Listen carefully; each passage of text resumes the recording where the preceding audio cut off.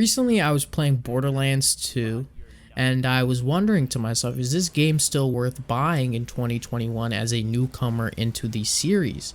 And I quickly realized that the answer is yes, and let's get into why.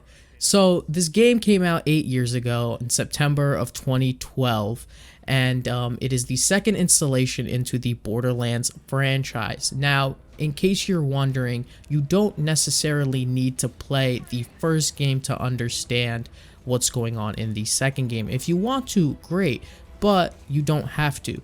The game does a pretty good job explaining what happened in the first game without giving away too many spoilers.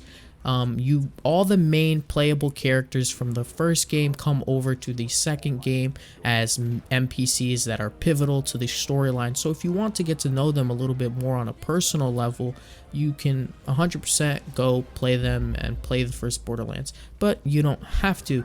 I'm only going to be talking about the main playable characters that you get at launch. I'm not going to be talking about the DLC characters you could unlock, but let's get into the main playable characters.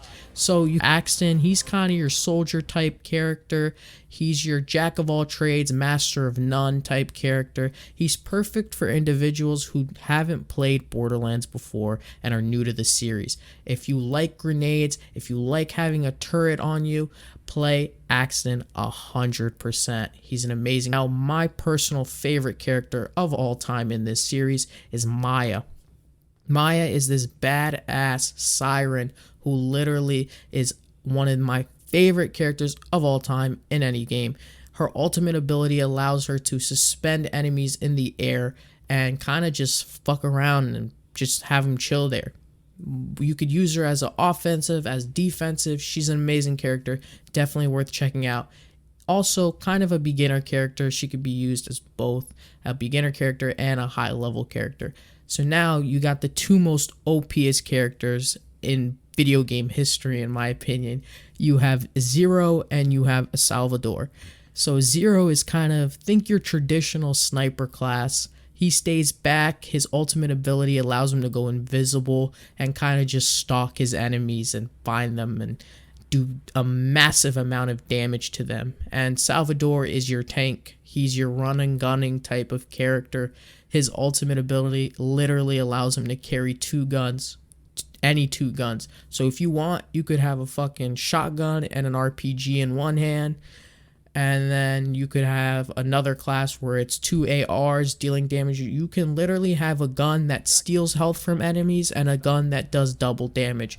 You think it, you can have it. And that's another thing about this game that makes it so great. Literally, there are so many guns and so many gun variants and parts that finding the best gun is a ongoing pursuit.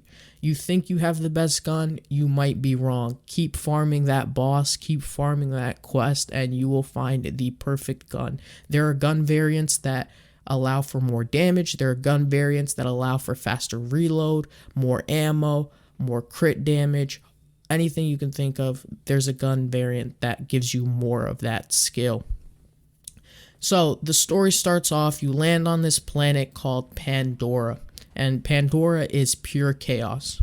It is literally the only thing they understand on the planet is chaos. You meet the main villain of the story called Handsome Jack, the leader of Hyperion, and you're kind of sent off to stop him from destroying the planet in the hunt for the vault. And as you play the game, he will always be talking to you. He'll be making fun of you when you're making mistakes. He'll tell you to stop when you're getting a little too close. He'll even beg you not to do something that you're about to do. And it kind of creates a unique experience in the game because the character is hilariously funny. He will fuck with you. He will tell you you're doing everything wrong, but at the same time, you still understand that he is the villain and you need to kill him at the end of the game and to stop him. But also, it's not really that clear that your decision is the right choice, because even though he's going about it the wrong way, Handsome Jack's ultimate goal is to just bring order and peace to Pandora, but by doing that, he's gonna kill around 80% of everything on Pandora. And by you stopping him, you're ultimately gonna ensure that chaos and disorder continue in Pandora.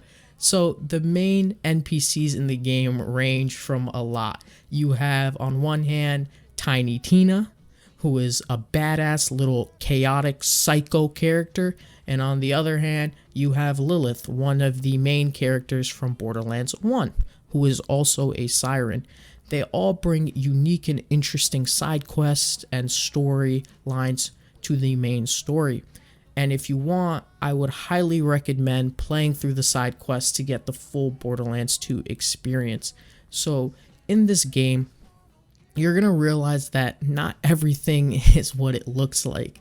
And half of the time, if you think something's going smooth, I guarantee you, just like anything in Pandora, chaos is right around the corner.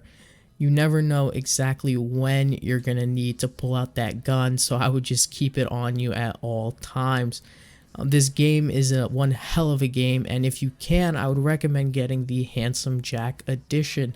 This one gives you a couple of the DLCs, access to New Game Plus. It's just an amazing addition. So let's get into the DLCs.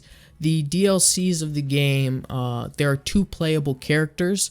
One is named Krieg and one is a cybermancer. I forgot her name. But basically, both of these characters bring very unique and interesting gameplay and gameplay mechanics to the game. I'm not really familiar with both of them because I don't really like to play as them. I've played with them a couple times. But yeah, definitely do your research before deciding which character to play because, like I said before, each character brings a very unique and interesting gameplay to the story.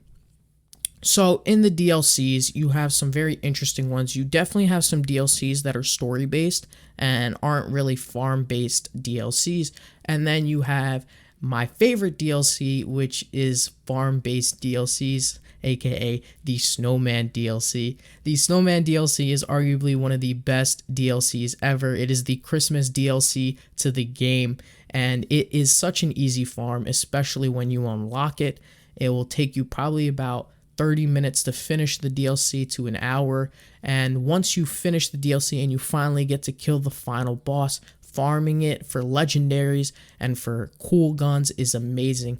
It is definitely worth it. So you will always find this thing called Iridium, and Iridium is basically the upgrade money for your ammo capacity and loot capacity. So Iridium is pretty useful, and like I said before, in the farming DLC, aka the Christmas DLC, it is worth doing because you will get a shit ton of Iridium pretty early in the game. It is one of the easiest farms in my opinion, but that DLC is arguably one of the best for farming in my opinion. Now, one of the best DLCs in the game in my opinion for all aspects is the Tiny Tina DLC. If you're going to do that DLC, definitely finish the first game and understand what happens in the story because that DLC does contain spoilers. But anyway, I've gone on long enough about DLCs. This game is 100% worth buying in 2021, even though it's been 8 years. Buy this game, add it to your library. If you ever see it on sale, on Steam, or on PSN, or on the Xbox store, hit it up. Buy it. Get the Handsome Jack edition. If it's not on sale, get the regular edition if it's on sale. Just get this game. It's an amazing game. It's a fun experience. The story still holds up. The jokes are hilarious. Some won't land, some will, but it's worth it 100%. Play through it 10 times like I have. Have multiple characters of the same, multiple characters that are different. Just do it. Enjoy the game. Have fun. Yeah. All right. Thanks for checking out this video. Bye.